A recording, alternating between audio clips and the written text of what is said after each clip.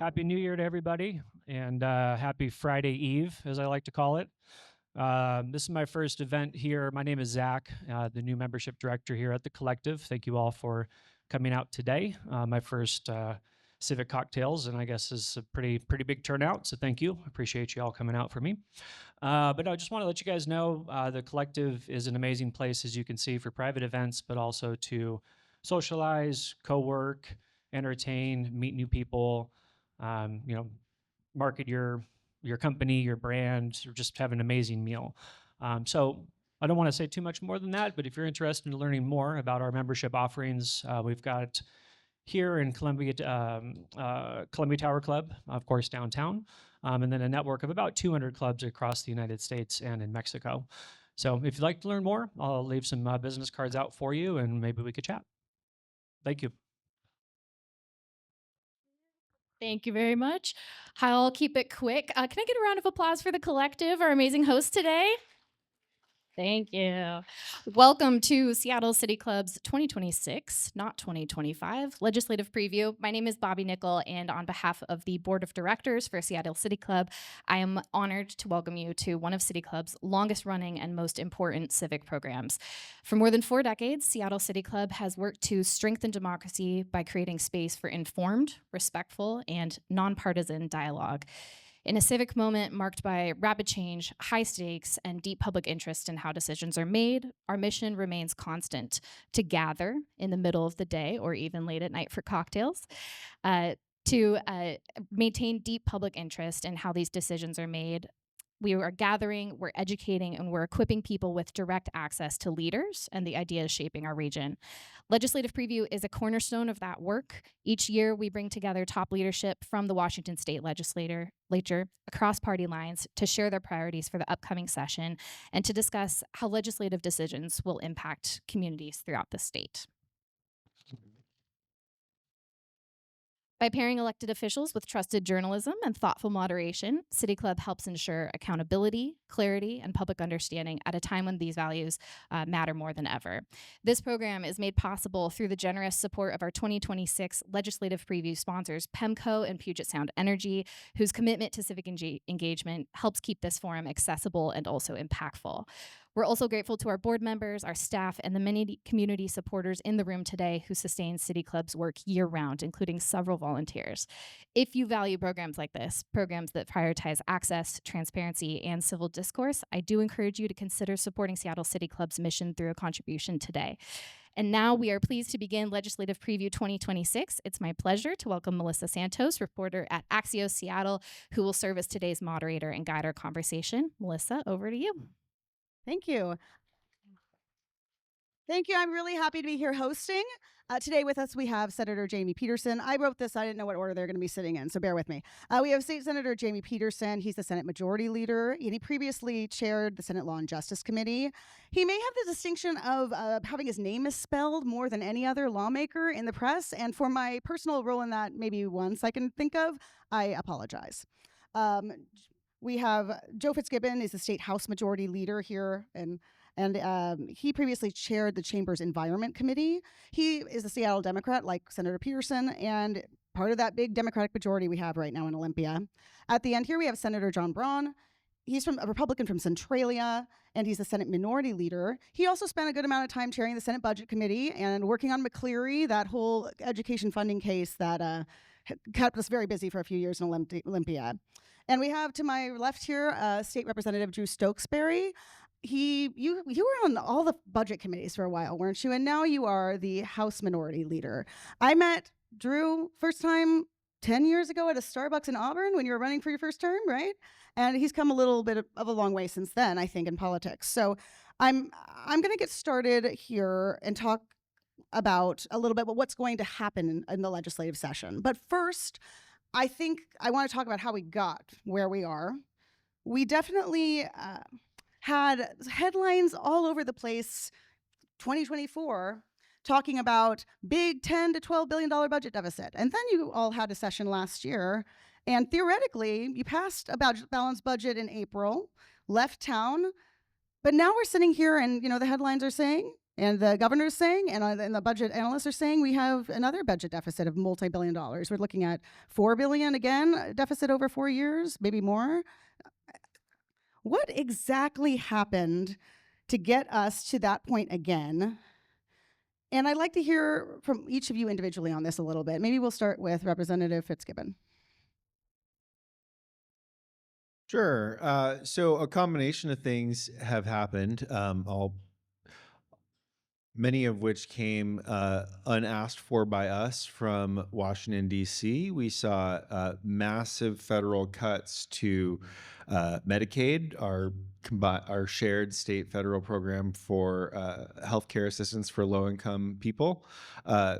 Cuts from the federal government to state food assistance, and not just cuts, not just reductions in eligibility in both of those programs, but also very large new red tape requirements sent down to us by Congress and by Donald Trump, requiring that we stand up massive new IT systems to remove people from the rolls eligible for Medicaid, for state food assistance. We've seen revenue declines associated with the trade war that the federal government has decided to engage in with Canada and Europe and China and Mexico and all of our biggest trade partners.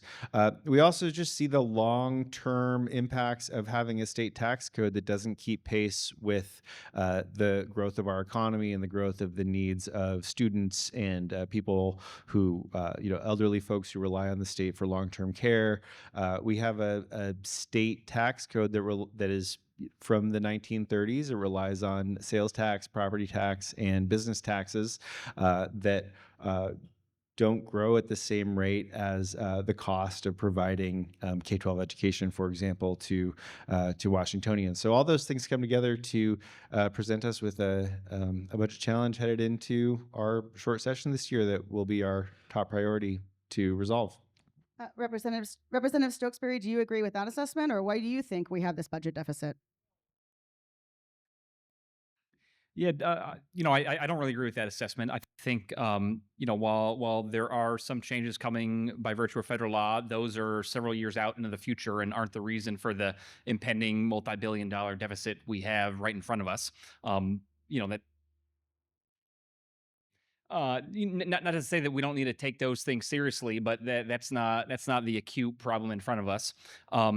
The acute problem in front of us is because for the last several budgets in a row, the legislature has consistently spent more money than it's taken in. So, Representative Fitzgibbon says that our tax code doesn't keep up with the cost of providing services, but that's sort of like saying my employer isn't paying me enough money to keep up with my desire to go out and buy all the latest and greatest things. Like maybe at some point it's less of a revenue problem and more of a spending problem.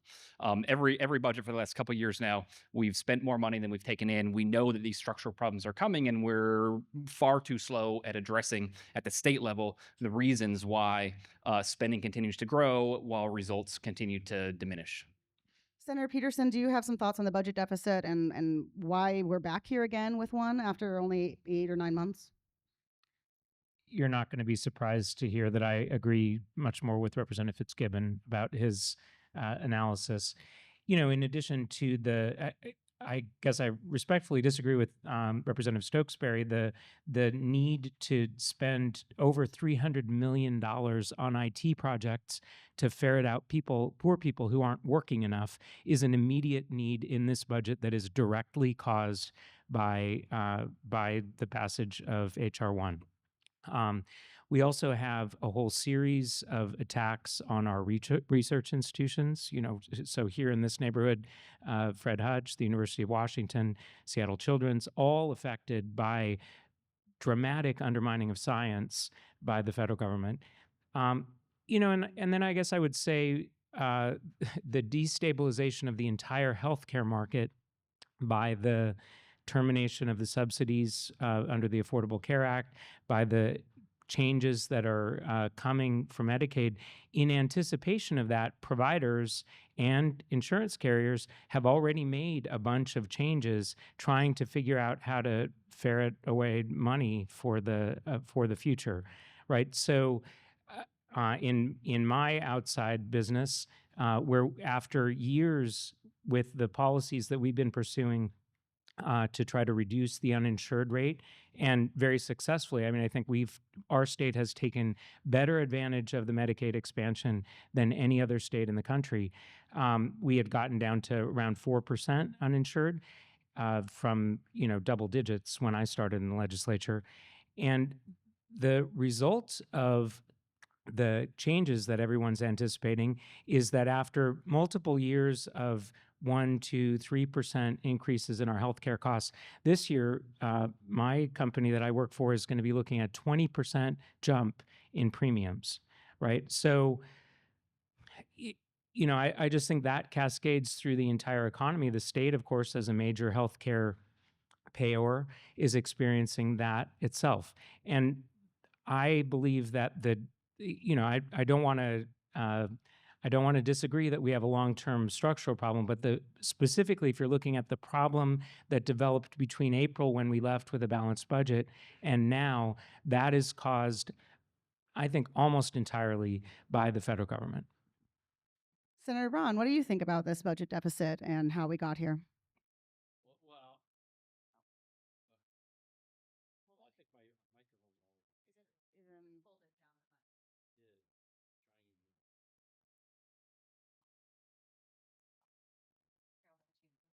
I think we got it.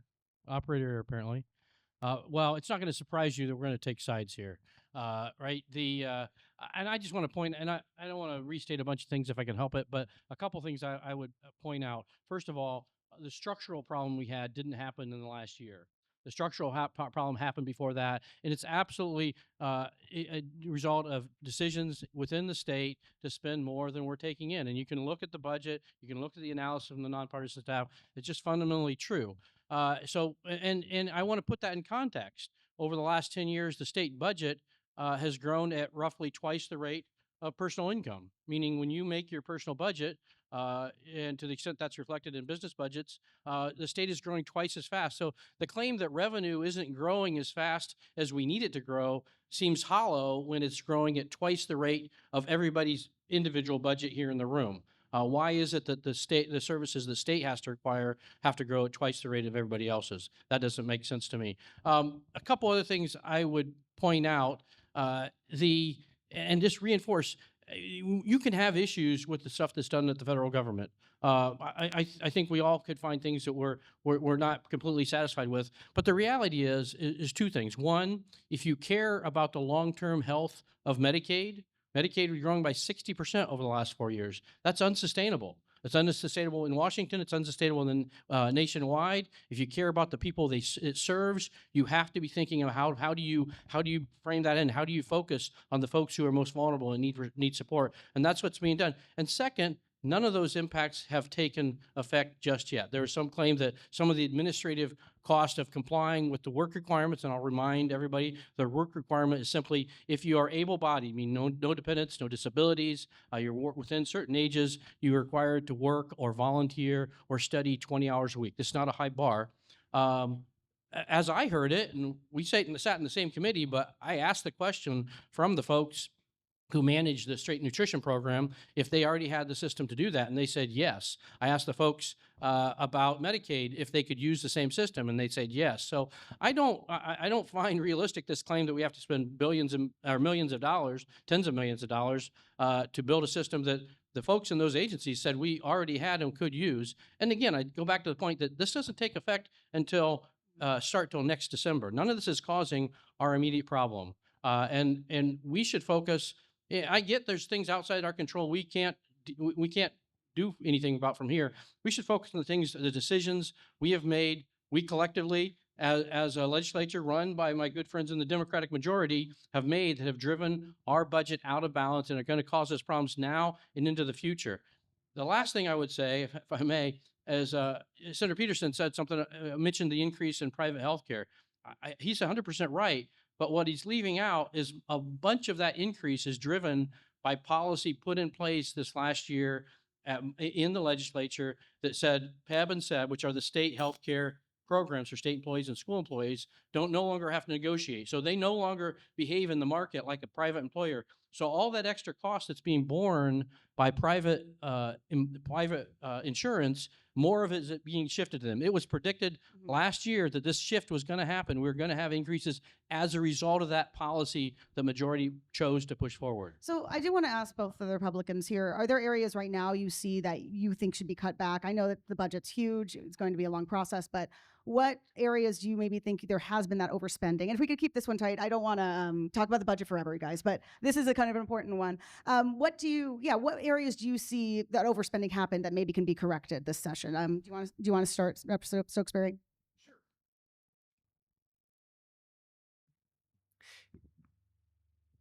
Why is it doing that? Okay. So obviously, the budget's gonna be complicated. It's not like there's just one single giant item. There's our $5 billion hole. We just cut that item. It requires the aggregation of a lot of things. A lot of it is structural.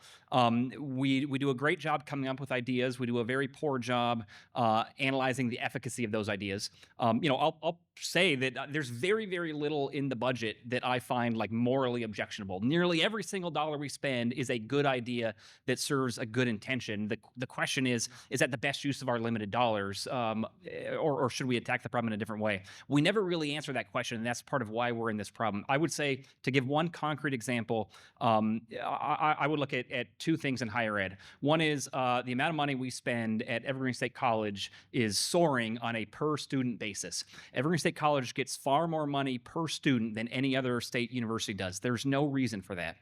Second, I'll point out the ratio of higher ed administrators to students is also soaring, but only at certain colleges. The colleges will tell you, oh, we have to do this because there's all kinds of state and federal requirements that require extra administrators to jump through all these hoops.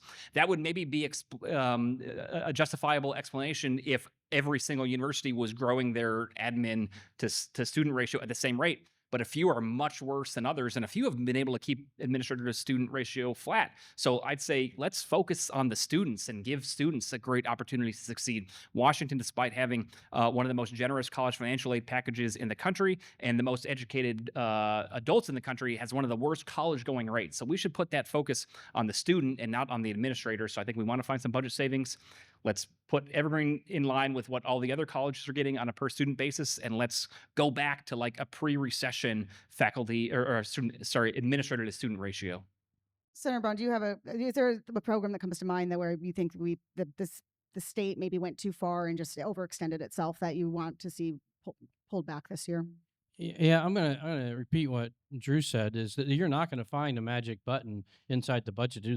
We got in this situation over many years. It's gonna take us a while to get back on the right track, and we're gonna have to we need to dig our way out. But I mean, having spent a lot of time preparing budgets, looking at budgets, reviewing budgets, I can tell you what you have to do every year is you have to dig in, look at cost curves within. There's only three things we fundamentally do: we educate, we medicate, we incarcerate. Those are the basic services of state government, and you got to look at how expenses are growing in all those areas. And it's really interesting to look at. In all those areas, we're serving fewer people today than we did last year or the year before, and yet our costs are going up because we're not looking at the cost curve deep inside the budget and say, how do we manage those costs? And a lot of times it means we can't do everything. We need to focus on the vital services that are important to our citizens, whether that's the most vulnerable or our children or public safety, and stop adding extras where we can't afford extras because it's becoming a press on our economy. And what I worry about long term is this becomes a cycle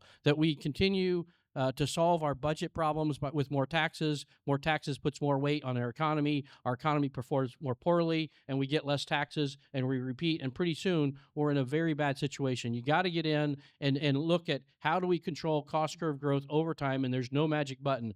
You have to look at the whole thing and look for opportunities to reduce cost. I do want to talk about taxes, and I'll give the Democrats a chance to weigh in on some of this structural a little bit. The governor surprised me a bit. Bob Ferguson came out last month announcing his support for a tax on millionaires in Washington, which has been floated by some members of the House Democratic Caucus. And he's been clear this won't help with the state's immediate budget issues, but he said he supports it to combat the inequity in the state's tax code. Where do you stand on that tax? I guess, Senator Pedersen, let's start with you. And wouldn't this require amending the state constitution? And isn't that a very high bar to try and meet?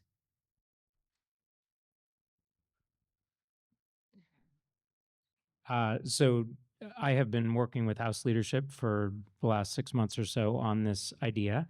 And the idea is really simple. If you look at the ways in which our state's tax code is out of whack with the vast majority of our sister states, it's that we have this fundamental imbalance since the 1930s when the state Supreme Court struck down the voter approved income tax. That we do not have all the legs of a stool. So we have a sales tax only on goods that grows sort of like that.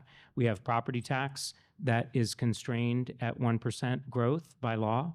And then we have business taxes that sort of grow with the economy. But the combined effect of that is that we have a revenue base that doesn't keep up with our cost structure just to keep providing the same services that we have. So You're talking about inflationary costs, I'm- not like adding programs and such. Like inflationary costs, population growth, and I guess I will just note regarding Senator Braun's statement about the growth in the state budget, that a significant chunk of that was not a growth in the absolute amount of government. It was a dramatic shift in property tax authority from local governments, from school districts to the state budget as part of the solution for McCleary. That was a one-time thing. So, look, we struggled and then took a huge amount of flack for raising $2.25 billion a year of taxes this last session. If you put a tax on adjusted gross income, excluding capital gains, in excess of $1 million, so no 0% rate all the way up to your first $1 million of non-capital gains earnings each year, and then tax the rest at the same rate that we tax capital gains, 9.9%, that raises something in the neighborhood of $3.5 billion per year. Okay? And not only that, it grows over time with the economy. So I am super excited about this, both as a way to correct our structural problem and as a way to begin to reduce more regressive taxes. And we'll have a robust discussion this year about whether we should be focusing on part of the sales tax, part of the gas tax, property taxes, business taxes. There are lots of options because we have a very bad tax code, the second most regressive in the country. But I am although the immediate challenge that we have with the current budget is daunting, I am super excited about the potential for changing our entire trajectory. Representative Fitzgibbon, do you think this requires a constitutional amendment, and how would you pull that off, given that I believe you need 2/3 of the legislature? Do you have that right now? I don't think you quite have it in both chambers. I don't think a constitutional amendment is necessary. I do think that what is necessary is for a bad, out-of-date Supreme Court precedent, a 5-4 decision from 1933, which, well, that was a long time ago, and was based on other court rulings, including federal court rulings that have since been overturned, where our state Supreme Court said that income is property. Only one other state continues to view income as property. I believe that's Pennsylvania. That is a out-of-date Supreme Court precedent that I think is ripe for revisiting. So an income tax is not, even under that decision, under the Cullen decision, an income tax is not contrary to Washington's Constitution. What that decision says is that an income tax that is levied on millionaires has to be levied at the same rate as on a paraeducator who makes, $40,000 a year. We don't think that's good tax policy. We don't think that levying the same rate on somebody who, is struggling to put food on the table is as you do on the folks who are doing extraordinarily well in today's economy, is good tax policy. And I think that is a question that we think should be revisited by state courts. So you'd let the courts? You're thinking courts is the venue to figure this out. What about for the Republicans, Representative Stokesbary? Do you think that this would require a constitutional amendment? And what are your broader concerns, if any, that you have about a mill?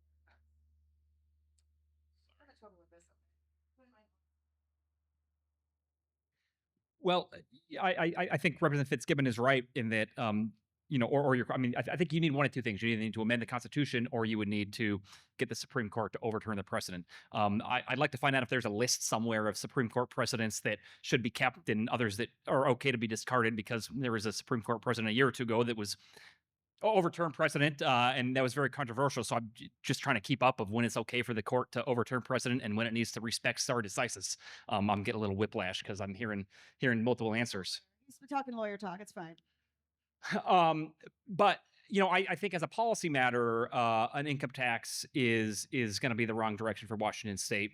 Our House Republican Caucus has a great infographic where we did some research using national economic data to compare. You guys to switch off mics. So what we're going to do is I'm going to do that mic. I'll take yours. Okay. You two can share. And you two can share. Okay. Mine was off that time. If you compare the states with an income tax and without an income tax, the states without an income tax are doing phenomenally better across a number of metrics, including state GDP growth and things like that. So I think Washington not having an income tax is a great way to continue to boost our economy.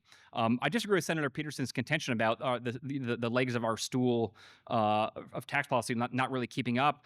Sales tax is pegged to the rate of inflation, like sort of by definition. As the cost of goods go up, sales tax is a percentage of that, so that increases sales tax percentage. He elided that. He talked about us not being able to keep up with population growth, but while property tax is constrained at 1% growth, there's a carve out for new construction. So property tax also keeps up with population growth. I think the real problem though is more what this means for tomorrow. How many times has Olympia reduced taxes? How many times has Olympia raised taxes? The answer is about 0 to 500. Over the last decade or 2 decades, the legislature has raised the real estate excise tax multiple times, raised the document recording fee multiple times. Every time Olympia introduces a new tax, it expands. Olympia never takes an existing tax and curtails it. So yes, it might be millionaires today, but it's going to be you and me tomorrow. And I think that's my real deep concern as the budget continues to grow. Now, if a new tax gets added to that mix, there will now be eternal pressure on increasing the base of that tax and the rate of that tax. And eventually, my South King County, rural East Pierce County constituents, who are nobody's definition of rich, are going to have to pay this. And I think that's going to really, really drive Washington's economy in the wrong direction. And to Senator Braun's point, really imperil our ability to continue to provide the services that folks both on the left and the right want to make sure we can provide to Washingtonians. Sorry. Senator Braun, do you have concerns about how this might affect the economy if it goes into the economy? If I didn't say that clearly, should this pass? Yeah, and I do. Is this working? I can't tell really.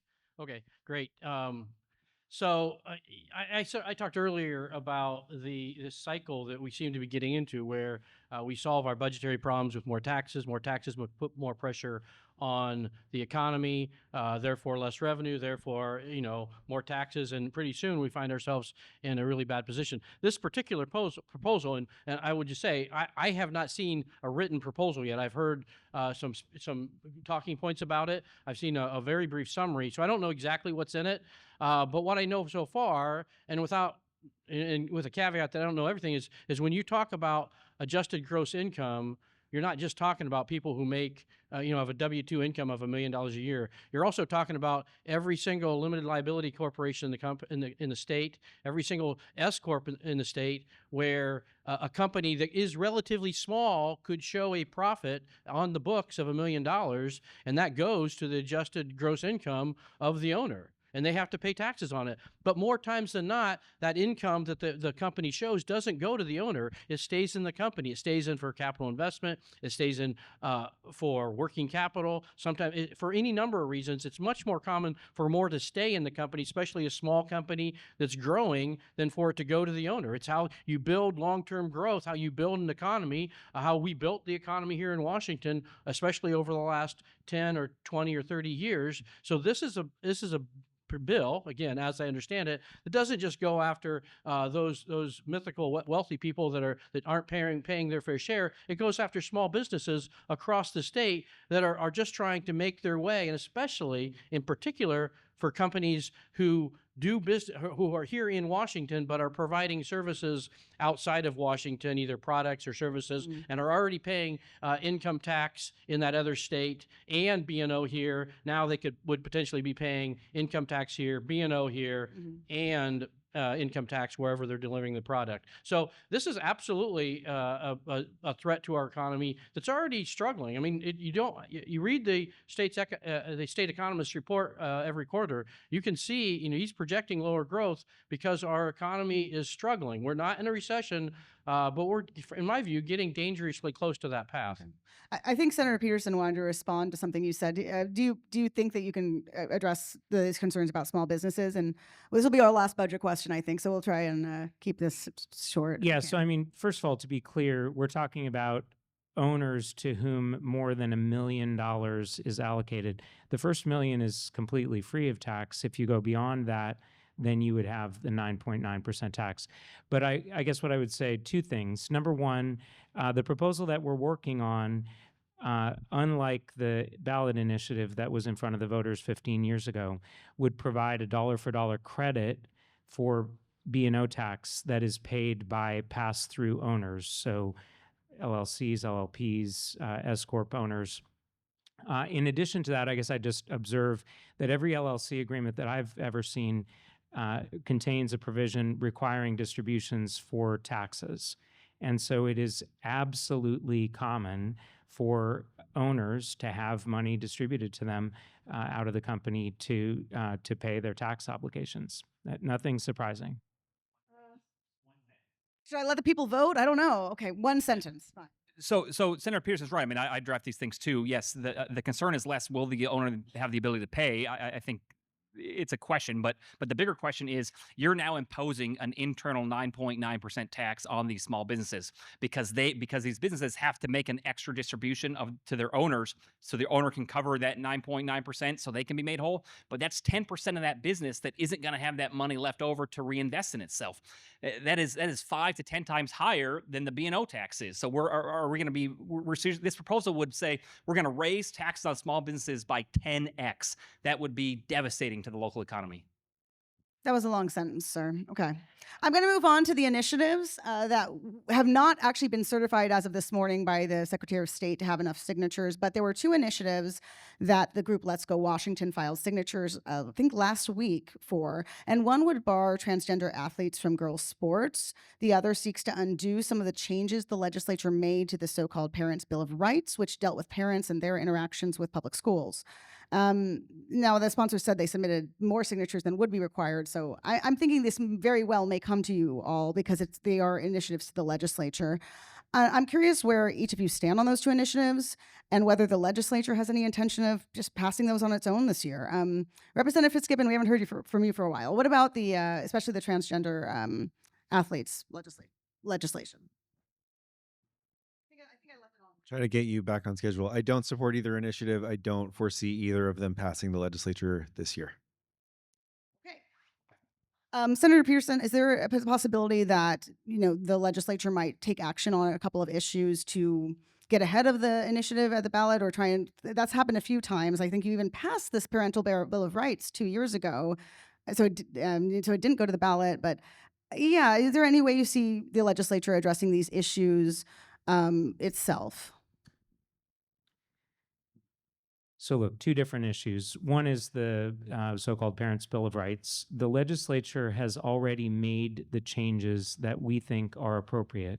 And so at this point, if the initiative is certified, I expect that the voters will get to weigh those two policy options and make a decision.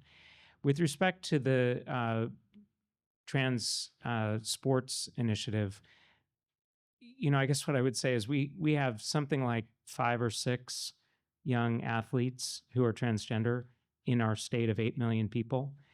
And if the voters really think that it's a good idea to subject every young woman who is participating in sports to a pelvic exam, then I guess that's a policy decision that they can make. I do not see the legislature adopting that.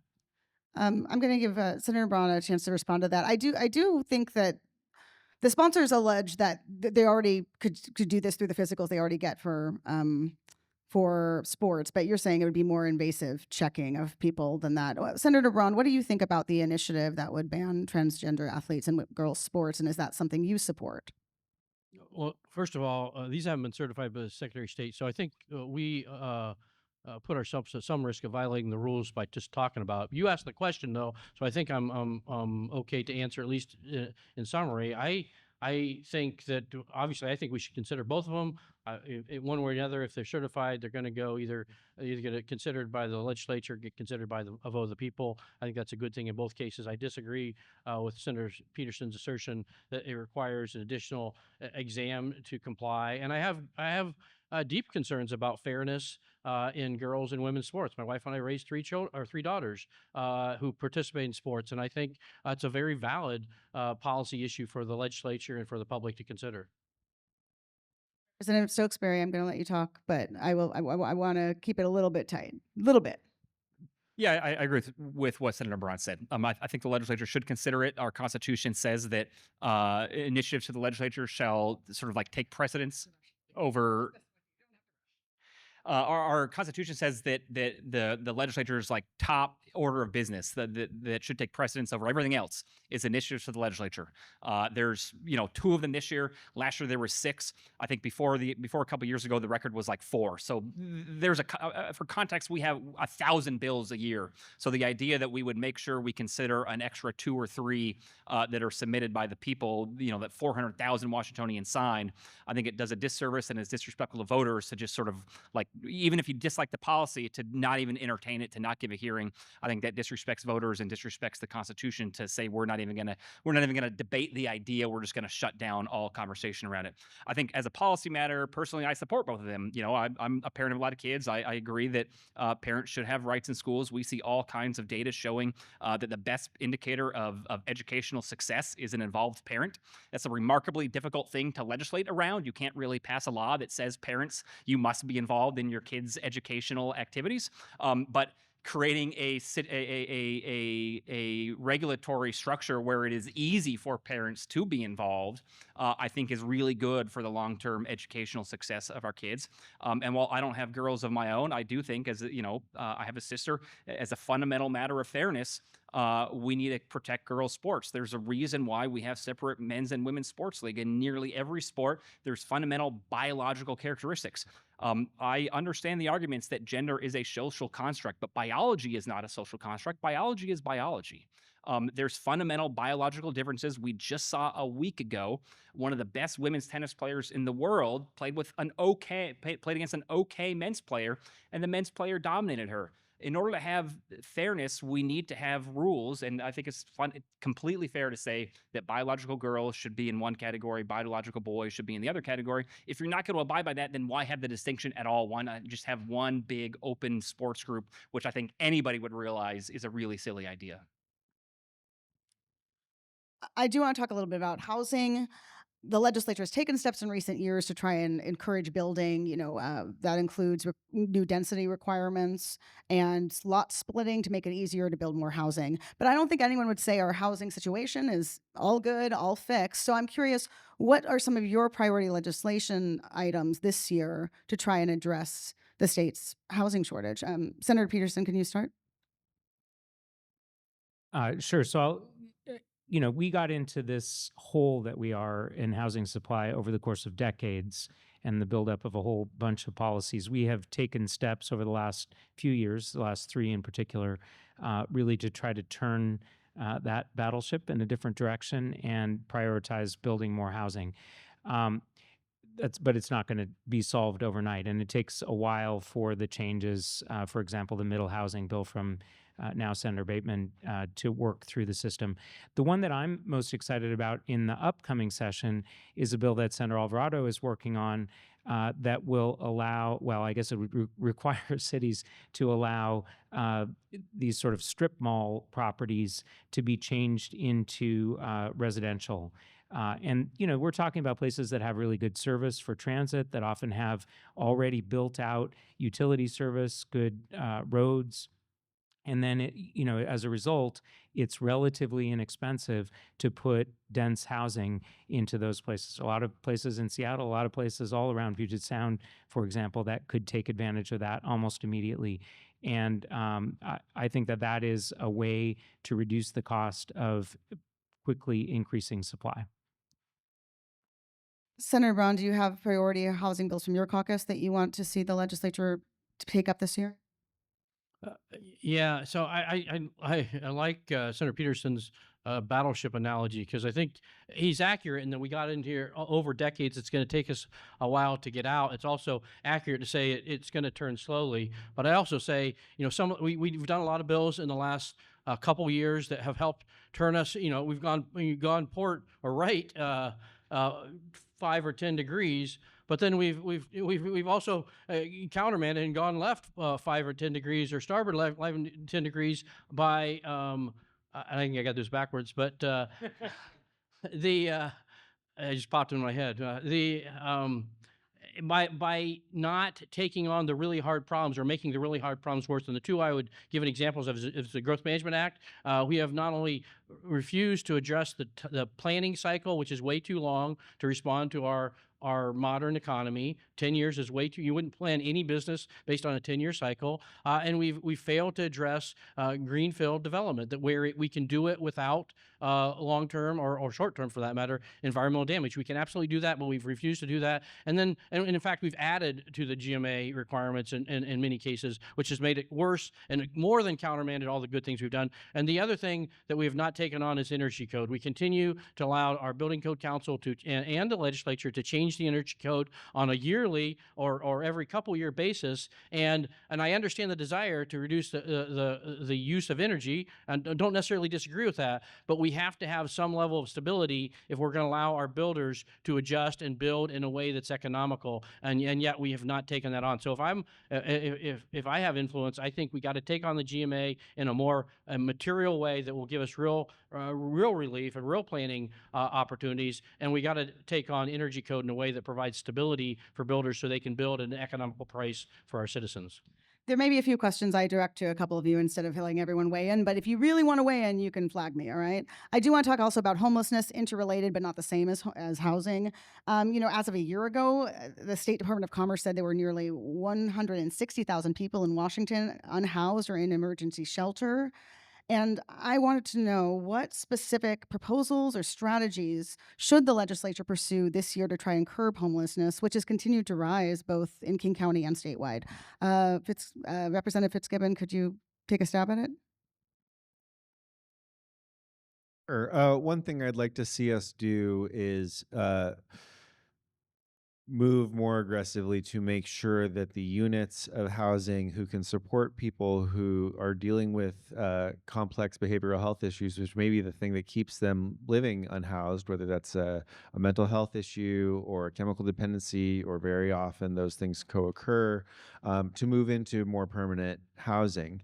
Some jurisdictions in our state have been taken that challenge very seriously and permitted a lot of units of permanent supportive housing to help get people off the streets or out of emergency shelter and into long-term units where they can also receive behavioral health care and help them, build a plan for independent living.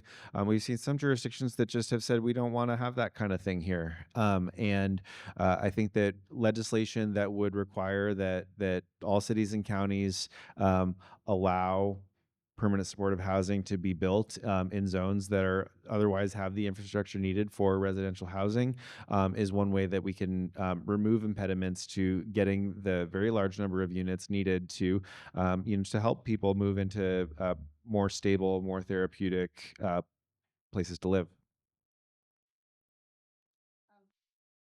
I'm going to let Representative Stokesbary talk about the House Republican priorities on this for a second, but I'm curious, Senator Pedersen, do you support that legislation? And are your caucus members interested in what Representative Fitzgibbon just described? I'm sure we will consider it if the House sends it over. Okay.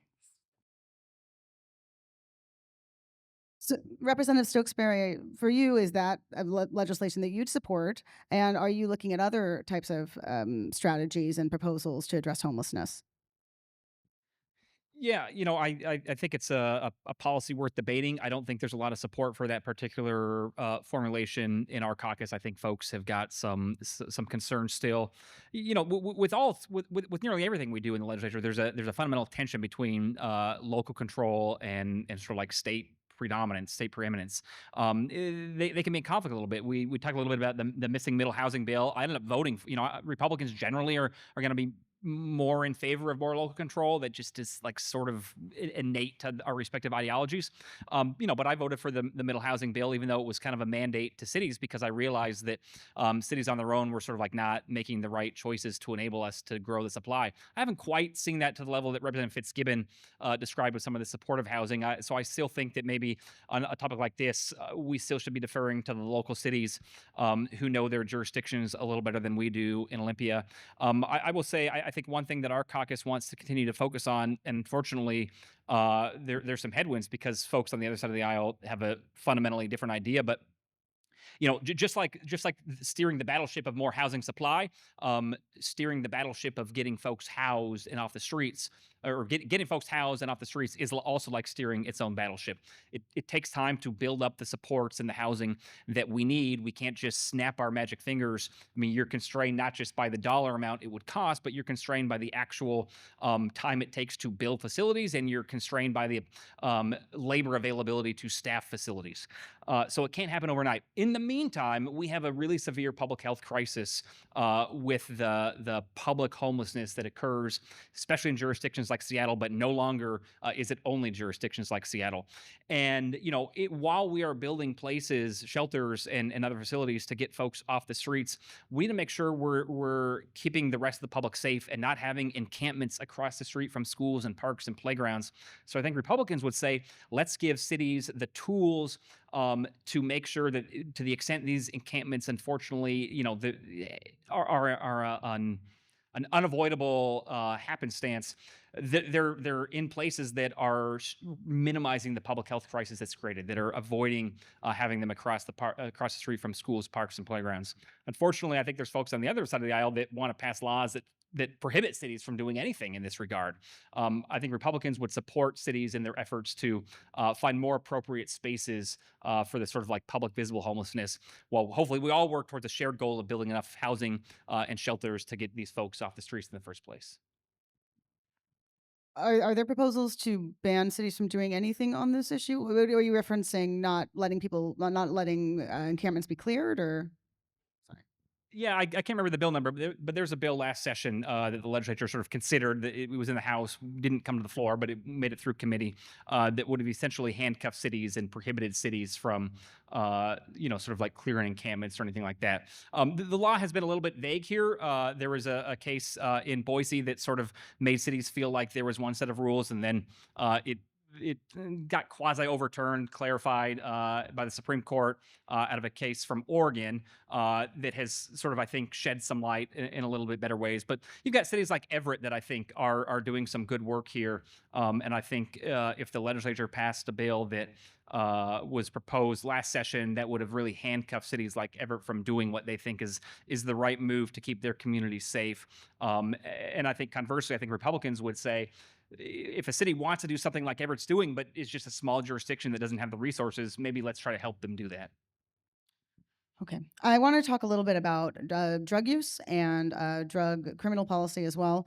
2 years ago, the legislature passed a new drug enforcement statute, which we all know is the so-called Blake fix, making drug possession a gross misdemeanor while encouraging prosecutors to divert people to treatment instead of taking them to trial. And this was a change from before the 2021 Blake ruling, when drug possession was a felony. I was curious if you all think the gross misdemeanor law is working well right now in our state, and if you see any need to revisit that issue. Senator Braun, can you speak to this?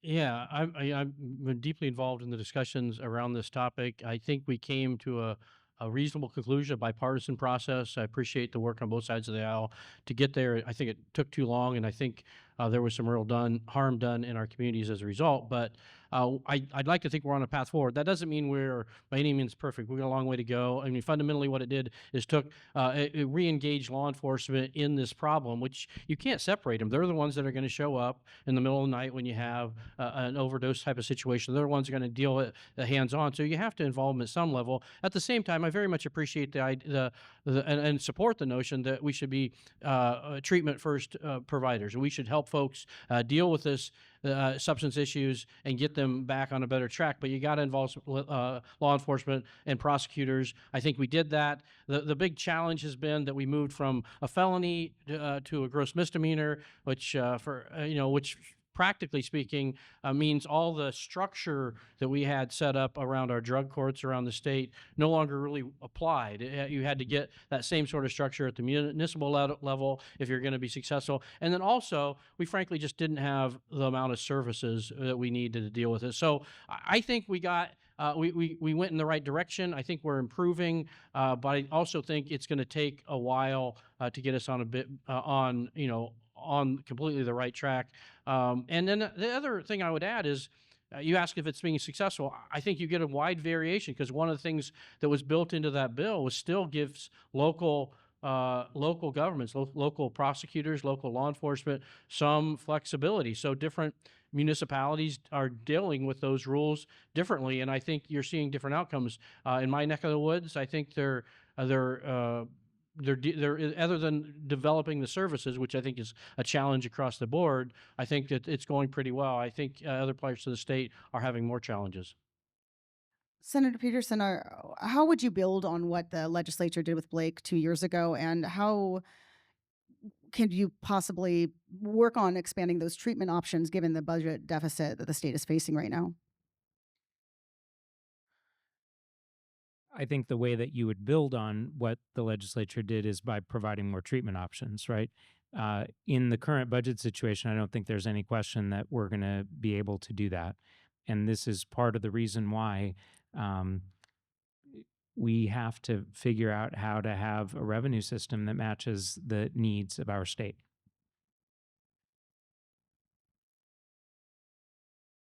Anyone else dying to weigh in on Blake, or should we? No. Okay, we're going to move on to AI. So we're going to move on to talking a little bit about technology and regulation.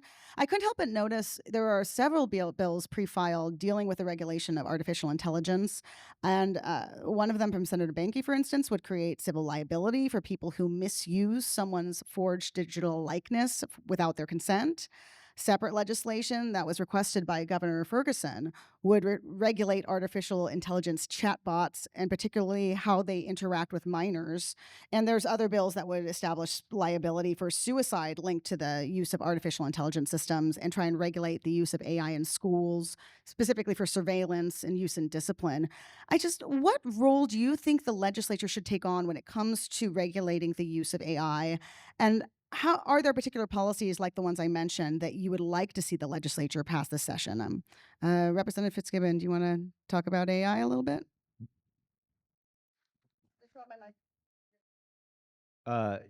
Sure. My non-artificial intelligence is not very substantial on this topic, but I will say I think that the chatbot regulation is something that we should take very seriously. We have heard really horrific stories of chatbots talking to young people about things like suicide, drug use, abuse of other people in ways that were really horrific. And you'd love to hope that as that technology matures, that the developers of that technology will correct the things that have led to terrible outcomes for individuals around the world. That said, I think there's a role for government in overseeing those kinds of technologies. We're very much treading new ground here. This is a new technological space. It's a very new policy space. AI has the potential to be disruptive enough to people's lives, to the economy, that I do think state governments need to understand those risks and try to stay ahead of those risks. I think that we've seen interest by the federal government in stopping any state action on regulating AI. I think that's a really bad idea, because states, as we are fond of saying, are the laboratories of democracy. And I think in a state like Washington, where tech is such an important part of our DNA, that we figure out how to protect people, at least to the degree that we can foresee, from some of the harms that unregulated technology has inflicted. Representative Stokesbary, do members of your caucus and you personally have support for some of these AI regulation initiatives? Do you think that's a realm that the legislature should be delving into this year? Yeah, I mean, I think it's generally these are topics that are worth the legislature sort of like investigating and understanding. I think the legislature should be extremely cautious, though, because in our sort of exuberance to do good, we risk doing more harm than good. A good example is think of the dawn of the vehicle, or the dawn of the telephone. You had a society up until that point that was used to the horse and buggy, or that was used to the telegraph, or maybe the Pony Express. Um, and you're suddenly confronted with this world where there's this brand new technology that is sort of analogous, and it's sort of a continuation of what you're used to, right? I mean, there's a natural link between driving around in a horse and buggy and then driving around in a car, but there's also some fundamental differences with how the technology works, and how it's going to be used, and what its potential are. And this and you, if you're too exuberant at regulating what you perceive to be some potential liabilities, you risk handicapping this great new technology in ways that might prevent it from doing much more good. The legislature is a citizen legislature. Nearly all of us have jobs outside of being politicians. But for as much as technology dominates the state, as Representative Fitzgibbon pointed out, we have shockingly few number of our 147 legislators that work in technology outside the legislature. I'd say the tech sector is extremely underrepresented, which means that we have very, very few people who know how artificial intelligence works. For the vast majority of us, our interactions with AI consist of typing things into ChatGPT, or what we hear on CNN or MSNBC or Fox News about whatever AI is doing that day. We need to have a better understanding before we jump in and start regulating. I think some things are pretty obvious, like Senator Benke's bill about making sure that if folks are misusing somebody's digital likeness, right? There was the story of the day 2 days ago on Twitter was Twitter's built-in AI was being prompted to take photos of women and turn them into scandalous photos of women without their consent. That's horrific behavior. Obviously, we should make sure that that can't be done. But when we start to want to regulate chatbots and things, we just need to be careful. We also need to be really careful about how we're defining AI. Depending on how you define it, AI is something that's been used for the last 20 or 30 years. ChatGPT might have only been around for a year or two, but certain processes have been used behind the scenes without us knowing for a decade or two. And so we also want to make sure that in our exuberance to make sure, we're preventing some of the harms that Representative Fitzgibbon alluded to. We're we want to avoid not just handcuffing future technological development. We want to avoid inadvertently harming something that's been done for years, totally innocuously, but through a definition that's so broad that captures conduct that everybody's done for years and thought was no problem at all. We're going to take audience questions in about 10 minutes or 12 minutes. So if people want to start lining up for that, that's great. We will get there soon. I have just a couple more questions for these folks. So I did see there was legislation filed to ban law enforcement agents from wearing face masks in Washington. This seems clearly targeted at federal immigration agents. I could be wrong, but seems like it. There's also new legislation that was introduced to restrict ICE agents from going into daycares and schools and block those institutions from collecting families' immigration information. Also seems connected to what's going on in the federal government right now. How much time do you think the legislature will spend the session trying to rein in or address the government's actions on immigration enforcement?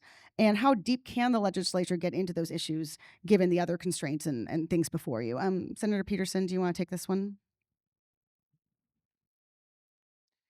Sure. So the two bills that you mentioned are, and there are a few others that are in this area, are examples of policies that don't actually cost anything for the state. And I suspect that given the fiscal constraints that we have, that we will see a greater percentage of our time in the policy committees spent on policies that don't require any state action or any state investment of resources.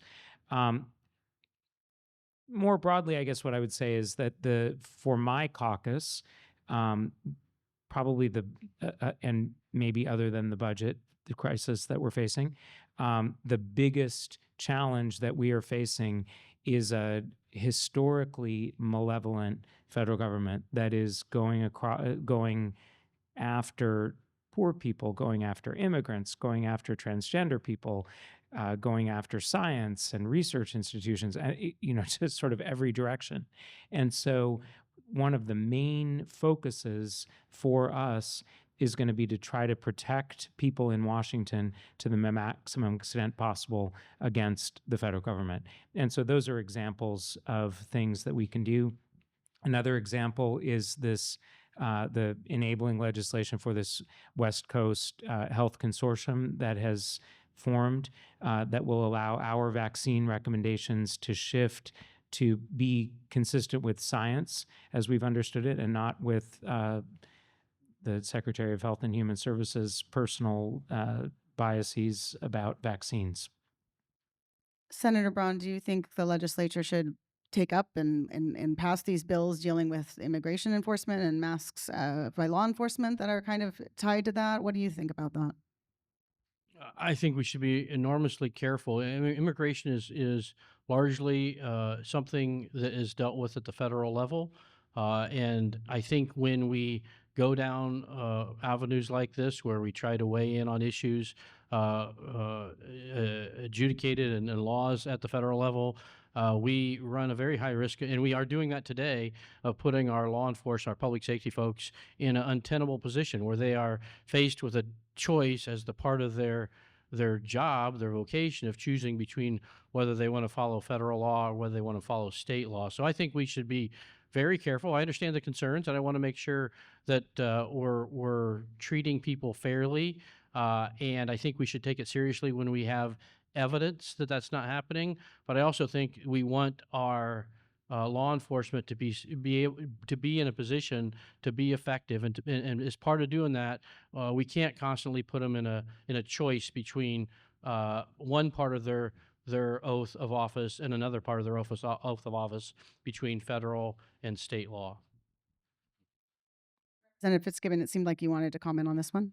Yeah. I think where my caucus is on yesterday morning, ICE officers in Minneapolis murdered a 37-year-old mother who was trying to drive her car away from an interaction with them, and they shot her to death as she was trying to drive away. It is very unusual in a democracy to have law enforcement officers cover their faces. ICE officers across the country under this administration have used face masks and balaclavas to cover their faces and prevent themselves from being identifiable. California has already passed legislation, and I believe other states have passed legislation to ban those face masks. I think we will see action on that this year. I think there's certainly an open question legally. I think courts in California will be figuring that out soon, whether the supremacy clause of the Constitution prevents states from requiring that law enforcement officers not cover their faces while they're engaging in Gestapo-like roundups and, in some cases, murders. I do think that even though immigration is a federal competency that the federal government has failed at for decades, it is central to why many of our members are in public service in the first place, to try to protect those communities that are being targeted in really violent ways by the federal government right now. I want to address environmental issues, at least briefly, before we turn to questions. Representative Fitzgibbon, you introduced legislation to try and crack down on what I believe you've told other reporters is a pattern of fuel distributors evading the state's Climate Commitment Act. That's our cap and trade law. Cap and invest, if Ruben Carlisle was here bugging me about it, but that's what it goes by. Can you tell us, Representative Fitzgibbon, what exactly you've been seeing that you're concerned about in terms of fuel distributors evading this, and why is this necessary? So, and what would Sure. your proposal do? So, under the Climate Commitment Act, the covered entities who are regulated by the state are those who are responsible for 25,000 metric tons of CO2 or CO2 equivalent per year. Um, and if they're emitting under 25,000 tons, then they're exempt. And what we have found over the last few years is a proliferation of LLCs. I think between January of 24 and October of this year, there were 72 new LLCs importing fuel into Washington state, just under that 25,000 metric tons threshold.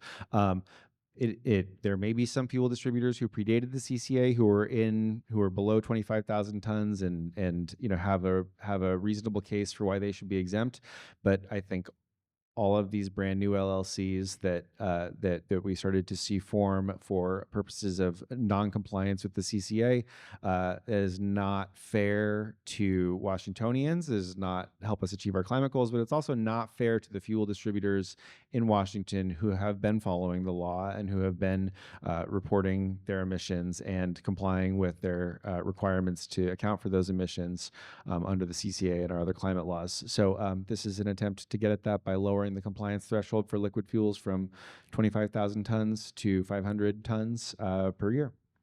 Any concerns about how that might affect gas prices if you lower that threshold? I think it would provide a level playing field for the fuel distributors that are complying with the law today, and I do not think that having fly-by-night operations that seek to avoid complying with our climate laws is a good way to try to bring down gas prices. Senator Braun, do you think that the threshold should come down, or you have other comments on what he just said? I strongly disagree with anything that increases the thresholds. Look, this is the most regressive piece of legislation on the books today. It's costing Washingtonians roughly 60 to 70 cents per gallon every time they fill up their vehicle. And the reality is many people in our state can't afford electric cars, so they're stuck paying that extra money. We are currently the third highest gas price in the country. We've been at times the highest gas price in the country over the last couple years. And this has had an enormous effect on affordability. And we haven't talked about that yet, so I'll bring it up. The top issue I hear from folks, certainly in my neck of the woods, but also from other folks around the state, is affordability: food, gas, housing, childcare, healthcare. But gas in particular not only affects folks as they go do to and from work or take their kids to and from school, it also affects the cost of transportation, which affects the cost of everything. So I think anything that is going to drive up that cost is going to be bad for Washingtonians and bad for Washington. There's also a proposal from the governor to use that Climate Commitment Act money to pay for the working families tax credit. That's something that returns some money to lower income Washingtonians and middle income Washingtonians. I would like to hear from each of you what you think about that.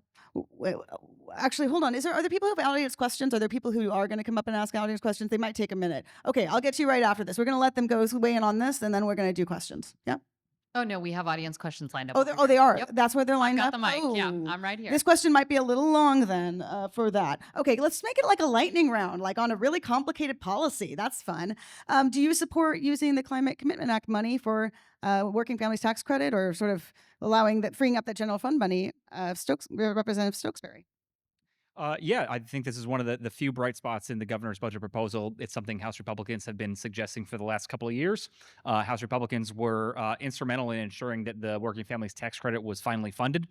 It was passed in 2008, admittedly without any Republicans voting for it. But after over a decade of Democrats controlling the House and never once funding it, House Republicans led the charge to make sure it was finally funded, and nearly every House Republican voted to fully fund it. And yes, we agree with the governor's move of funding it with CCA dollars. It's an allowable use of the CCA. We appreciate that move, and it's been something our caucus has been suggesting for the last couple of years. Feel free to just say yes or no. If I'm not ragging on you. I just been picking on him. But Representative Fitzgibbon, do you support what the governor proposed there on the CCA? And you can elaborate a little bit. I'm sort of kidding. Sure.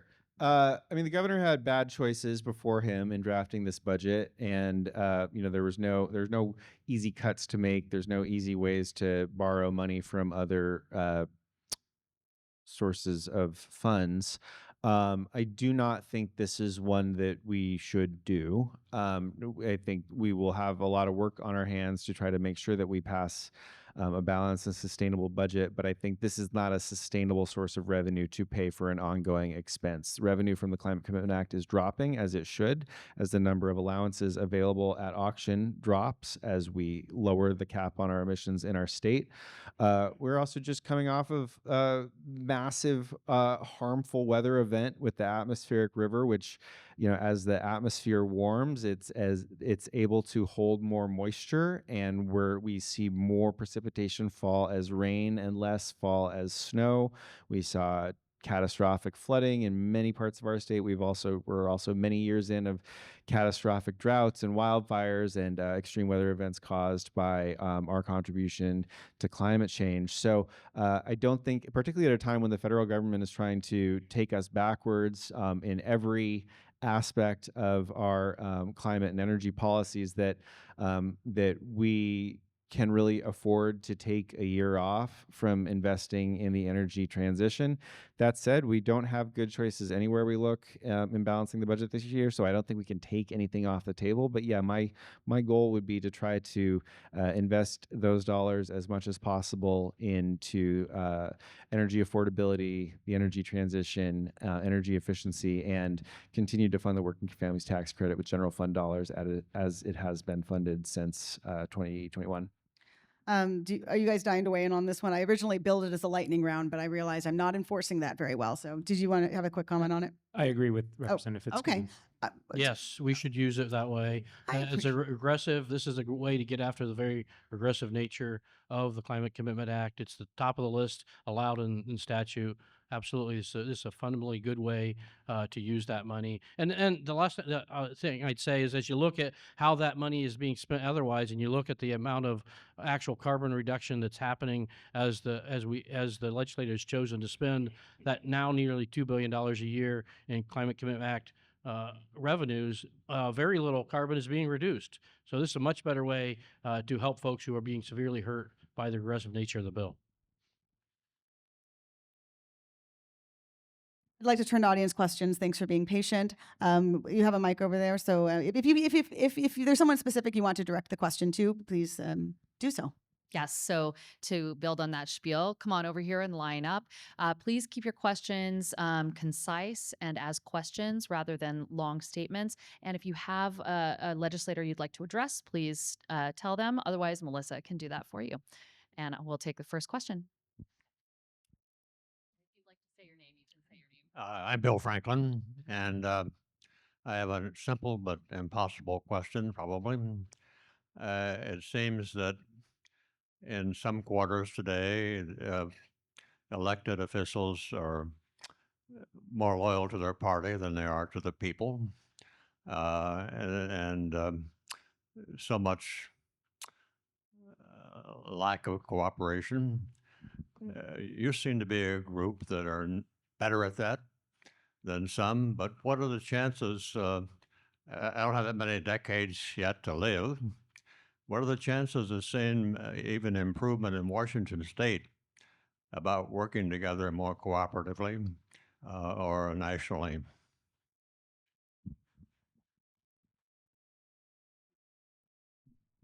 Oh, you wouldn't be in this business if you're not optimistic. Certainly not as a Republican. So I believe that we can do better, but B, we do well on some things. A couple topics we talked about today: the Blake decision and the follow-on. I mean, there were some disagreements on how we got there, but we did get there. We worked together. We talked a little bit about AI. AI policy, largely in Washington State, has been bipartisan. So, and there's lots of other examples.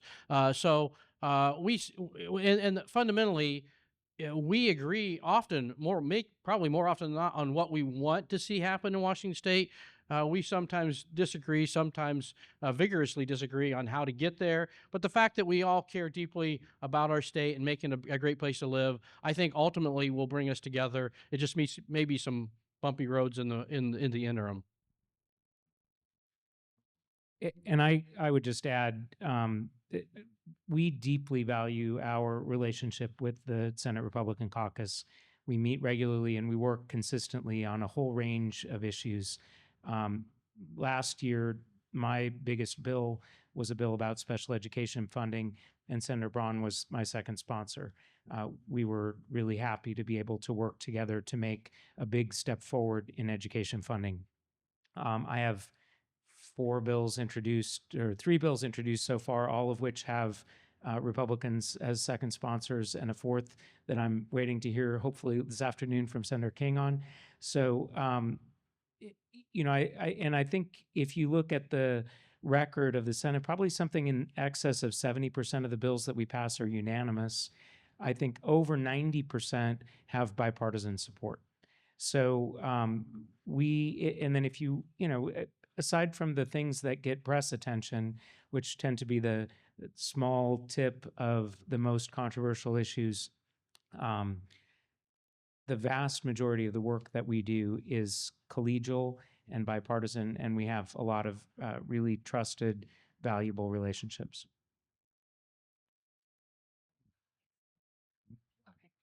Hi, my name's Jackie Brophy, and we've heard about AI. We've heard about incentivizing companies to reinvest in themselves. I remember a time when you couldn't hear a politician talking about business without calling them job creators. And I feel like that correlation has gone down while discussion about AI has come up. With record layoffs and a lot of discussion about investing in AI, and hearing about data centers being a detriment to local communities, whether it's passing on the costs of running them or water quality.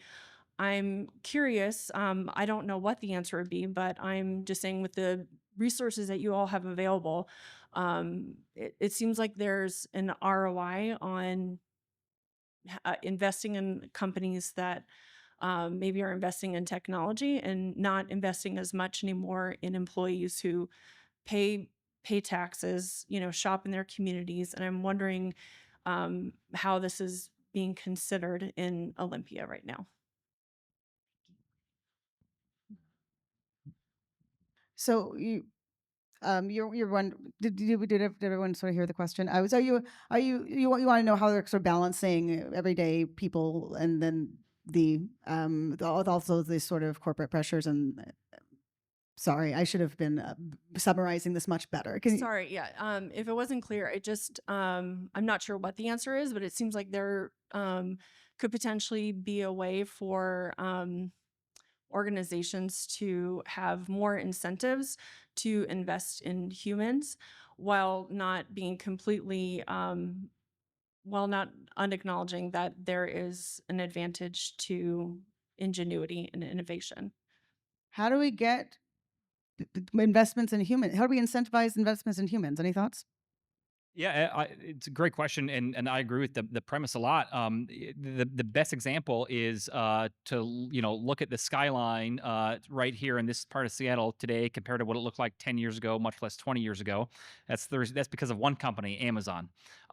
Seattle passed a head tax, a payroll tax that applied to every employee in Seattle. Since then, Amazon has hired virtually no new employees in Seattle. All of their growth has occurred across the lake in Bellevue. Contrast that with the state of Virginia, which pays Amazon $7,000 for every employee that Amazon hires in Virginia. That's how we solve this problem, is instead of telling companies that we are going to penalize them and tax them for people they hire, the state's now considering a statewide payroll tax. Representative Fitzgibbon just talked about the Climate Commitment Act. The entire economic theory of that is carbon is bad. Let's make it expensive for people to pollute carbon so they will pollute less of it. Well, that same economic theory applies to jobs. If you tell companies that they have to pay a tax for every person they hire, what are they going to do? They're going to hire less people, and they're going to go look to other states, the laboratories of democracy, and find states where they're being incentivized to hire people. So that's how we solve the problem. Instead of telling businesses they're going to have to pay an extra tax for every person they hire in Washington, we do what they're doing in places like Virginia and Florida and Texas, where they've seen tremendous economic growth and tremendous population growth, and we encourage and incentivize businesses to hire people rather than punishing them for doing so. Do you have thoughts on that, Representative Fitzgibbon? I'll just note that Virginia has an income tax, which is why they can afford to provide a $7,000 per head incentive for tech worker growth.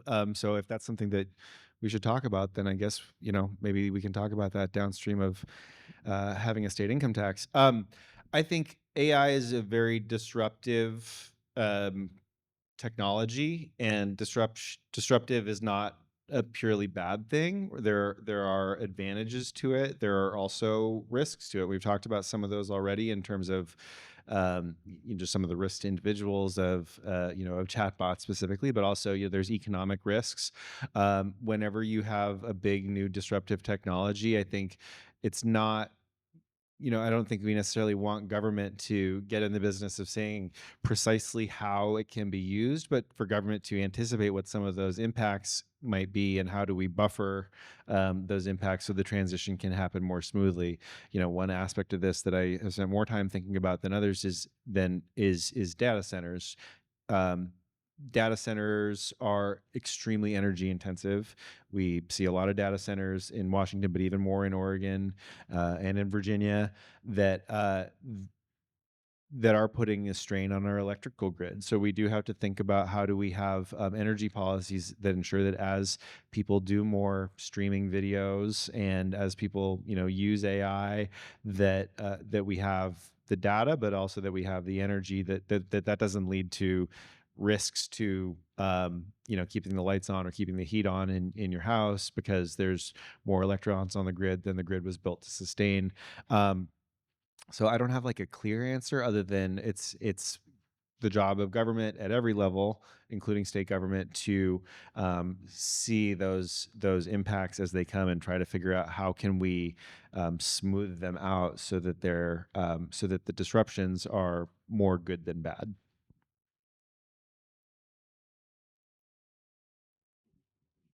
Hi, Ingrid Weissong. I'm a volunteer with Braver Angels. And as a personal level, this is something that I believe and hope could have bipartisan support. There's a bill, I think it's HB 1266. Research is showing huge challenges for boys and young men in current society, and to have a state commission to start to grapple with those challenges. Any thoughts? Yeah, I think it's a worthwhile area of inquiry. We do know that boys and men, young men, old men face not exactly the same challenges that women face. There's a lot of overlap. There's a lot of there's men who have eating disorders. There's women who have substance use addictions. Right? None of these problems are confined to one population. I think it's useful for us to ask questions about are there ways that that young men could benefit from more intentional thinking about the ways in which their mental health or their job prospects or other things are different than they used to be. Yeah, I would just prefer that. I mean, first of all, a friend of mine works with Braver Angels out in Kitsap County, so really appreciate your work and your volunteerism, and appreciate you flagging this bill. I think it's prime sponsored by a member of my caucus, Mary Dye, from a itty bitty town of probably like 50 people, Pomeroy, Washington, and I think Garfield County's entire population is less than the high school I went to. But I agree, right? I mean, what Senator Fitzgibbon or what Representative Fitzgibbon, man, I'm giving you like 4 promotions today. Is right. There are certainly other groups that experience different and in certain circumstances more severe challenges, but that doesn't mean that boys and men don't experience their own challenges. Just like I said a second ago, in the context of education, one of the biggest indicators of educational success is an involved parent. Well, one of the biggest indicators of a young boy's success in life is an involved father. But guess what? Just like you can't pass a law that mandates every parent be involved in their child's education, you can't pass a law that mandates every father be involved in their child's life. People have different life circumstances, and it doesn't always work out so neatly. And if the state can figure out solutions to fill in the gaps, I think that's great. Thanks. I'm Chris Martin. I'm the Emergency Management Coordinator for the City of Roslyn. And a number of years ago, you all passed House Bill 1168, I believe unanimously, to fund a $125 million biennial fund for wildfire. Yet that fund has never been fully funded, and this year has taken a significant cut. And the opinion piece is that resiliency funding is what protects and hardens our communities against communities and infrastructure against these catastrophic wildfires. So I'd like to hear from the, maybe like, I hate to do the yes, no thing, but from the leadership of the House and the Senate, can we finally commit to fully funding House Bill 1168? Thank you. I think that's on you, Representative Fitzgibbon. We'll do the best we can. We can't promise anything will be funded headed into a hard budget, but wildfire resiliency is an important investment. And I'll say anytime we say yes, we'll definitely fund this, we're saying that everything else is not protected in that way. And so we understand the priority, understand the impacts on frontline communities, and we'll do the best we can. I would say certainly from the Senate Republicans, we're committed to working to fund that. We're in the minority, so we can't control that. But this is another place where I think it makes good use of the Climate Commitment Act dollars, where we have enormous carbon emissions as a result of firefighters and forest fires. In addition to the threat, the public safety threat, it makes a ton of sense to use those dollars to prevent those fires, to prevent the emissions, and to keep people safe. I was just helping him out. He did say they wanted to hear from Senate leadership also. So curious your thoughts on the wildfire fund.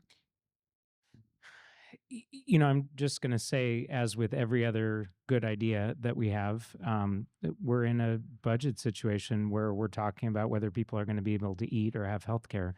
And we'll do our best to balance. We'll do our best to fund this. I voted for Representative Springer's bill along with everybody else in the legislature.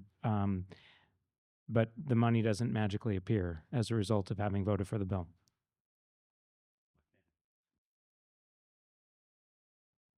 I'll agree with Senator Braun. I mean, I think this ought to be a big priority.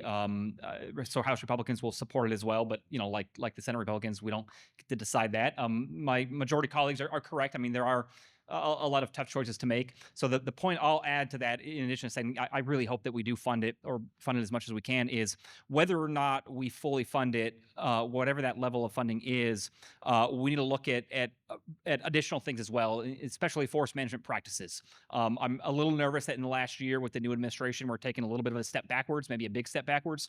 Regardless of the wildfire mitigation funding that exists, the better we can manage our forests and avoid these fires on the front end, that'll be a lot better. And I think we can make those determinations separately, even if we don't fund the mitigation as much as you and I would like. That doesn't mean that we can't also do better instead of doing worse at forest management practices. And I'm a little afraid that we're going in the wrong direction there, but hopefully the legislature can provide better guidance. We've got a couple more people in line here, and we do have time for some more. So I'll hand it one more. Julie Adams, and I'm a clinical psychologist in Edmonds. And I will give you 100% agreement with whoever said, if you want to straighten out a boy's behavior, strengthen their relationship with their father. And that was one of the first things I learned in my doctoral program, and it has shown to be true in 30 years of practice. I would like to state that an income tax is a mistake. I grew up in Oregon where politics was fun, which is a bygone era, but the income tax kept Oregon from growing at the same rate as Washington, which has had unprecedented growth, and why there are so many Oregonians who now live here. It is a mistake. Meanwhile, the Washington state tax structure is also a mistake. In my itty-bitty little private practice in Edmonds, I paid 36% tax in 2025 because of this Washington state tax structure. This is more than Bill Gates. And if you tax millionaires don't pay the same taxes that the little people do. Their income is largely investment income, and so it will have no effect. So anyway, that's my statement, and I should have started with, I was going to make a statement and ask Sure. your response. You So do I have a apologize. question, though, related to that. My question is, what are your thoughts about my little diatribe? I agree with you a lot. We've heard a lot from Democrats about how upside down Washington's tax code is, and I think you sort of alluded to that. There was a study that showed for a long time Washington had the country's most regressive tax code. I think we recently, that study now shows we're number 49, so we're second to worst. So over the last couple of years, you've heard a lot of talk from the majority about how we can fix this, but it's always been geared towards how do we tax the folks on the top end. And until actually Senator Pedersen said it earlier today, I've never heard Democrats spend a lot of time talking about how we reduce taxes of folks on the bottom end who can least afford to pay it. And there's two ways to fix a regressive tax structure. One is to look at people who have something you don't and say, I want that. That's what my 9-year-old does. The other is to say, who's struggling? How do we help them? And we never do that. We have one of the country's highest levels of sin tax. We celebrated how environmentally progressive we are with the CCA, but as Senator Braun pointed out, it's one of the most regressive taxes that we have. I think that if we're going to entertain ideas of an income tax, the absolute beginning of that conversation should be, what are the other regressive taxes we're going to reduce at the same time we're replacing them with an income tax? And for the most part, I haven't really seen that happen. But I agree. I think we should do a better job structuring our state business tax to be less regressive. Our B&O tax is unique among all 50 states. And that is if you look in that study that shows how regressive our tax code is overall, a big driver of that is because we have the nation's most regressive business tax. So I think we should do a better job looking at the regressive taxes for folks on the bottom couple quintiles, and how do we reduce their tax burden before we worry about pointing fingers at who we don't like and who's not paying their fair share according to us. We're going to have time for one more question, I think, but any thoughts from the Democrats on this one? Either one? Cheryl, let me just say, number one, we are absolutely committed to using a significant portion of the proceeds from a millionaire tax, if we do have one, to reducing regressive taxes. And I want to say emphatically that I do not dislike people who make $1 million. I respect them. And I think that many of them would be eager to live in a state that adequately funded its education system, for example. Hi, Mario Lotmar here. So I have a letter here from HHS, and I don't know if you guys know this, but so currently survivor benefits, we have orphans that pay their survivor benefits are being used to pay for their not adoptive, what is it, foster care. So are you guys willing to propose legislation so that to prevent that from happening?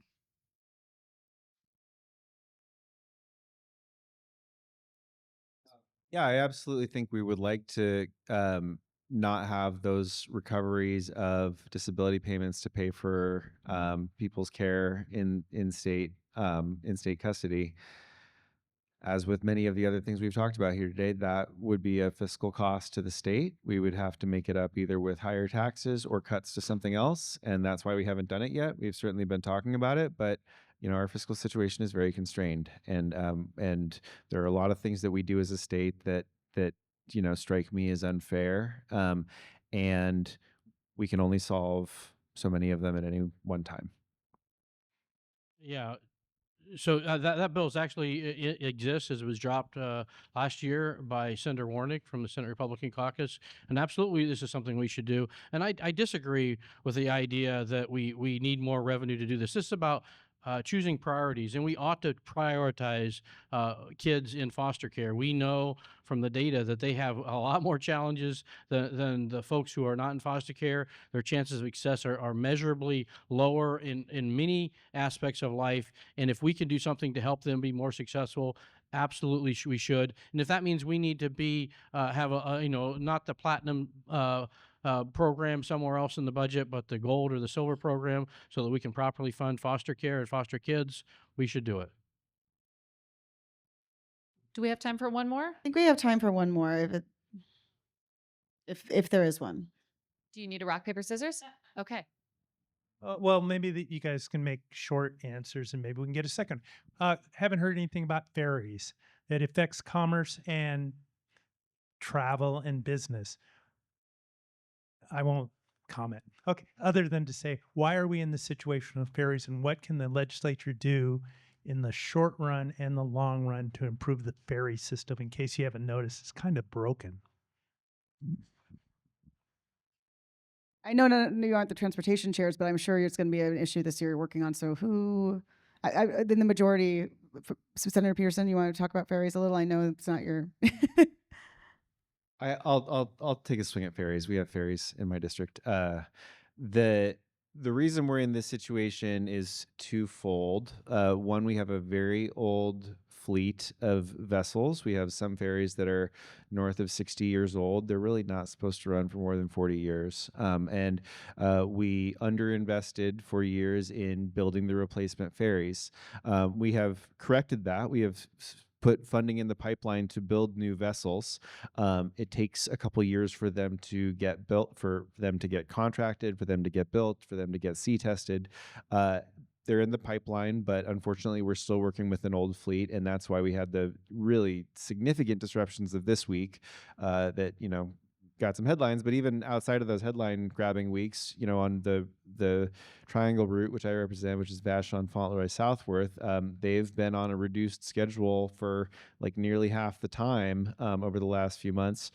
The other reason is crew shortages. It doesn't take quite as long to train a crew member as it does to build a vessel, but it does take some time, and you have to induce people to want to work in that field. During the COVID and immediate post-COVID time, when there were labor shortages in a whole lot of industries across this was very acutely affected because there's not the ability to just, we'll just stretch ourselves a little bit thin and just sail this, do this ferry sailing with fewer crew. If you're below the Coast Guard mandated number of crews, the vessel doesn't sail. We have recruited a lot of new people to work in the ferry system, and we don't see crew shortages being quite as frequent of a cause of missed sailings. Right now, it still does happen, but it doesn't happen nearly as often as it did in sort of 2022, 2023. We have significantly invested in both crew recruitment and training and retention, as well as in vessel procurement in the last few years. I don't really think there's a lot we can do in the short term. These solutions unfortunately take some time to bear fruit. We're sort of out of time there. Did you have something you want to add very quickly? I just say much of what Representative Fitzgibbon said is accurate, but I also add we have handicapped ourselves by insisting on investing in hybrid ferries and technology that simply just isn't ready for practice, and by doing so have increased the cost of our ferry fleet by many times and made it very much harder to recover from the bad situation we're in. Okay, that's all the time we have for questions right now, but I do want to give each person just about, if you could, 45, 60 seconds for final thought. If there's anything you want to share with the group, can we start with Representative Stokesbary and move down the line? Just any thoughts about sort of your outlook heading into the session or anything you want to share with folks? Yeah, well, thanks, Melissa. Thanks for moderating today, and thanks for everybody for coming out, and thanks for holding this event and inviting us. I mean, I guess I'll just close with House. We talked about a lot of issues we're going to confront in the legislature, but House Republicans, from our position in the minority, I think are going to be as focused as we possibly can on three really important ones. One that we didn't talk about as much here is affordability, especially when you get out into like South King County, East Pierce County, where I represent. Affordability is a real acute concern of Washingtonians. Yes, there's been some things done at the federal level that have made life more expensive for everybody, but Washington is uniquely expensive compared to nearly every other state. We're in the top 5 for groceries, gas, housing, price of childcare. Those are a result of policies enacted in Washington, and I think House Republicans want to find solutions to make Washington more affordable. We also want to continue to make Washington more safe. We continue to lead a lot of states in a lot of categories that we shouldn't be leading in. Nearly every kind of crime, we're in the top 5 or 10 in the country. We need to do a better job bringing those crime rates down. And then the last one is education. And Melissa, I can't believe we got through an entire 2-hour segment of you moderating with no education question. But we've invested a lot of money. We've mentioned McCleary a couple times. The state has invested a lot of money in K-12 education, but we've not yet seen the results of that investment. We've seen it manifest in higher teacher and administrator salaries, which is fine if we're getting better results, but we haven't yet seen those better results. So the legislature needs to be better focused on how do we obtain results for all of these massive investments we're making. I guess we have a mic over there. Yeah, it's hard not to feel a little bit bleak when we have like federal officers covering their faces, like murdering people in the streets of American cities, and when we're apparently on the verge of war with Denmark. I will say the thing that gives me hope is that I think that the legislature is ready for some hard conversations around the tax code that have been very daunting for a lot of years, and it feels like uh, nobody knows the exact right answer, but if we're willing to engage in conversations that previously scared us, then we have more ability uh, to make deep changes that could really help people. So that's something I look forward to this session. Are you talking about income tax? What conversation scares you that you're engaging in? Is that what you're talking about? I think people are scared about talking about raising taxes no matter what. Nobody likes raising taxes in the legislature, no matter what you hear from some folks. Nobody likes raising taxes. But having a tax code that enables us to do things that we've talked about here today, like recoveries from disability payments to pay for foster care or wildfire resiliency or special education or chemical dependency, does mean that we have to talk about taxes, and we have to talk about, could we have a tax code that's better for Washington business, that's better for Washington families, and more sustainable for all the needs that we have as a state. And it's good that we're starting the year being willing to talk about that. I'm going to agree 100% with Representative Fitzgibbon. 15 years ago, now Speaker Jenkins and Senator Frocht and I worked together on constructing a lawsuit that allowed us finally to overturn 20 years of unconstitutional initiatives that purported to require 2/3 majorities in the legislature to raise taxes, even to close tax loopholes, although it continued to be a simple majority vote to create new tax loopholes. The result of that has been that democracy can actually rule, and we can have in the democratically elected branches of government real conversations about the real trade-offs between taxes and spending. And, I think it was super interesting to watch in the 2024 elections, the people of the state weighing those same policies and saying, yep, we're good with the capital gains tax. We're good with the Climate Commitment Act's carbon pricing system. We're good with this long-term care trust tax. Those are things that would not have been possible before. When I think about the possibility of the millionaire tax, I think the money is great, and what it would do for our budget, that's great. What I think is even greater is that it allows the democratically elected branches of government to start a real conversation that has been impossible to have in this state for the last 90 years about whether we'd rather see more income tax and a 2 or 3 point drop in the sales tax, or the abolition of the state property tax, which is quite unusual among states, right? Could we be more like 41 other states and have an income tax, and then be more like 50 other states or 49 other states and not have a big state property tax? So those are questions that should be answered by the people, and not because Supreme Court 92 years ago made what I think is a wrong decision and constitutionalized this law about what's property. So I find great hope in that. Thank you. First, Melissa, thank you very much for being here. Thanks for everybody for attending a great conversation. It's a pleasure to be here. As I think about priorities for this coming session, our priorities have historically been just as Drew said, it's affordability, public safety, education. But I'll tell you, in this coming session, based on what I hear in my district and from around the state, it's affordability, affordability, affordability. The other two are still very important issues, but when you talk to regular Washingtonians, affordability is outstretched them all. It is the number one topic people bring up, whether it's food, gas, housing, childcare, healthcare, all increasingly unaffordable for Washingtonians. And as we go into session, at least in the Senate Republican caucus, every single bill that is in front of us, we're going to be asking, what does this do in terms of affordability to folks in our state, either in immediate terms in driving up the cost of food, gas, housing, et cetera, or in long terms, what it does to our economy, our work environment, and our economic opportunity. one way or the other. What is the cost long term or short term?